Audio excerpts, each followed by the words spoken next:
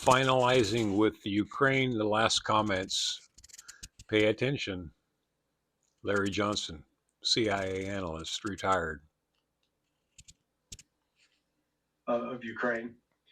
Ukraine is really going to be in a pretty desperate, grim situation in a month or so, more so than it ever has been during the course of this, now 2.5 year war, or 2 years, 8 months. So this is Putin acknowledged it's a reality, but he didn't get upset, and he didn't make any reverse threats to the United States.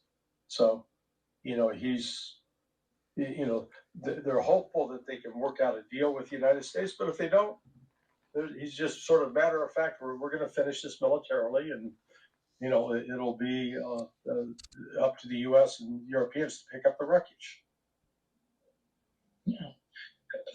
Carl, Putin was asked about the paper tiger. Donald Trump was calling Russia paper tiger. Here is what he responded. So I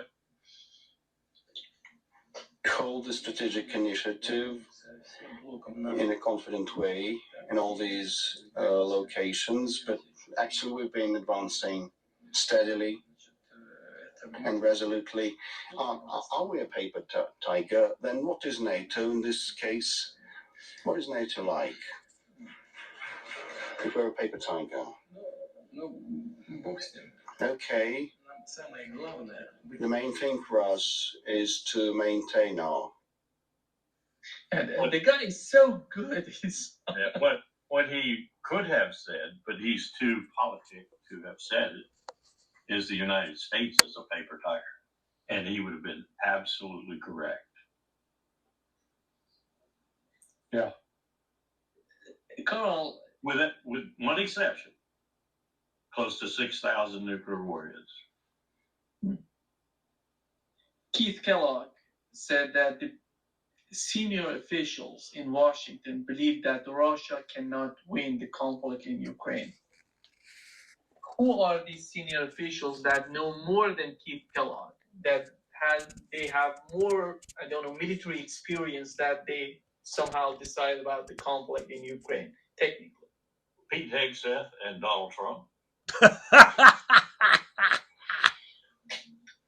Now, I think, there's something more pernicious going on, because, again, Cy Hirsch put out a piece where he's, excuse me, I gotta get that phone off, where he's being told by senior officials that Russia can't win this. I think people like John Ratcliffe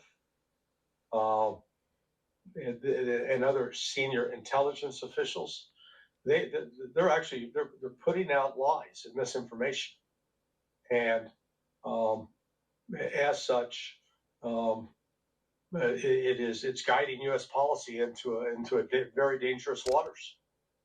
So this notion that Russia's weak, Russia's failing on the battlefield, and that all we got to do is just put a little more pressure and they'll be defeated. You know what? They might as well be touting that the Easter Bunny will be joining Santa Claus on Christmas Eve, because it's fantastical. It's a reality check. So we bring over Tomahawk missiles. Great. Remember when Russia launched that thing called Oroshenko? The missile system that had the ability to shove off a whole bunch of missiles in different directions. That was, almost 2 years ago? Year and a half ago? Whatever. You don't think they have something even more advanced than that? And then one last comment is this. Remember the Iron Dome?